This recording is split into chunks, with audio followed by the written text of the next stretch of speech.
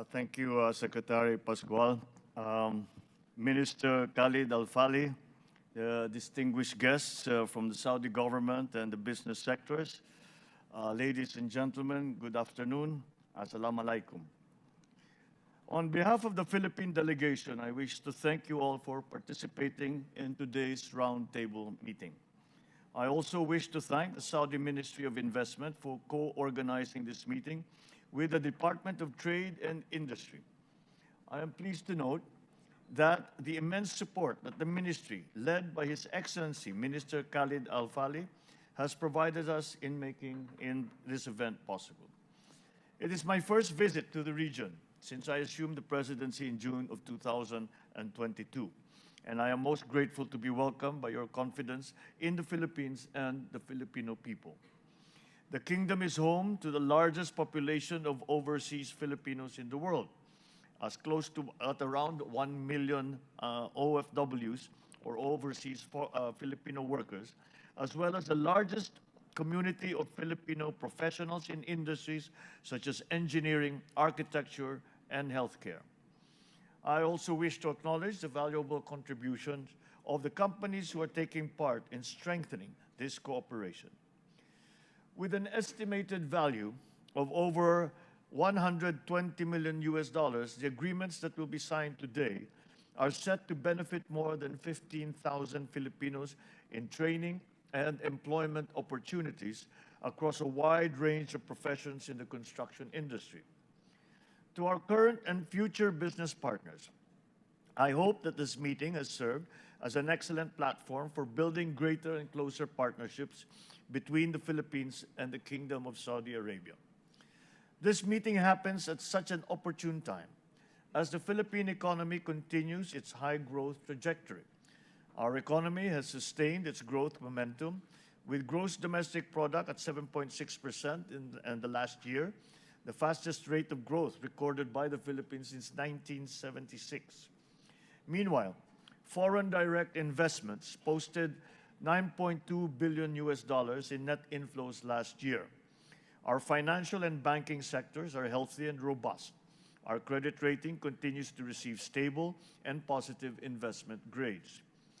Indeed, the Philippines' economic achievements in the past year reflect the sustained efforts of this administration, supported by the private sector in fostering an enabling business environment, cutting red tape, lowering the cost of doing business, and improving competitiveness.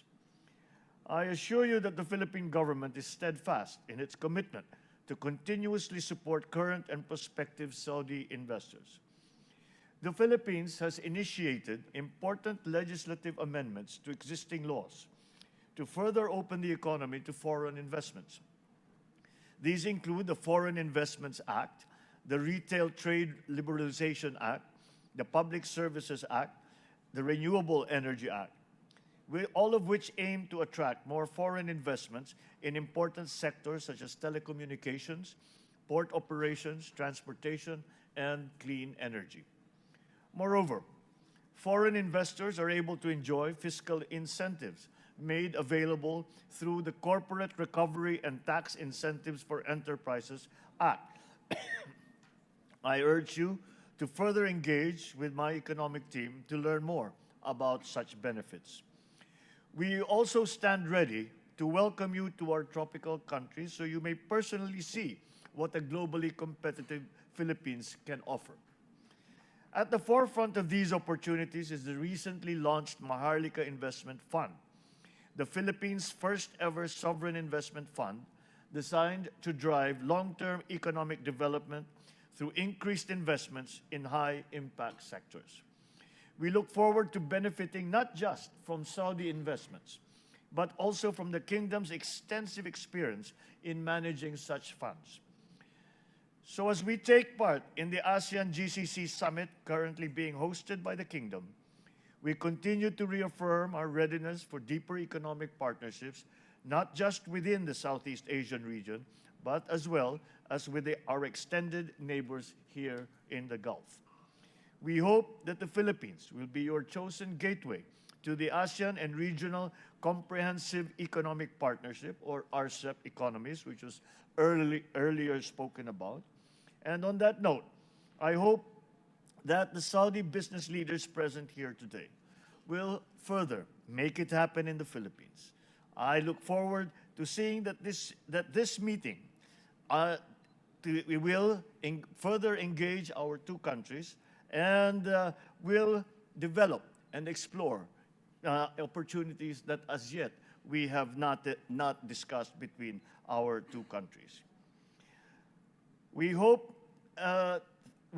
to see all of you to visit the Philippines, to see what the opportunities are, and for us as well, for our part in the Philippines, to bring our teams to the kingdom.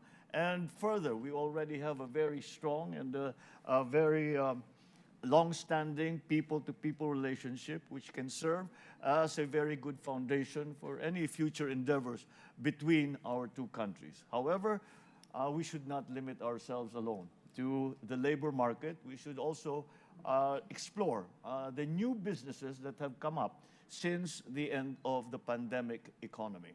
And that is the area where I think that the GCC and ASEAN will find as a fertile ground for future investment, and also for the Kingdom of Saudi Arabia and the Republic of the Philippines to further strengthen the ties, not only in trade, but in areas of telecommunication, healthcare, energy, and even agriculture, as what's been spoken about. The central tenet of our plans for development in the Philippines is very much to regard our private sectors as partners in this development program. We recognize that government is good at many things, but there are other things that the private sector does better. And with that partnership, we can look forward to further growth, further strengthening of our relationships, and a better future for both our countries. Thank you. Maraming salamat. Shukron.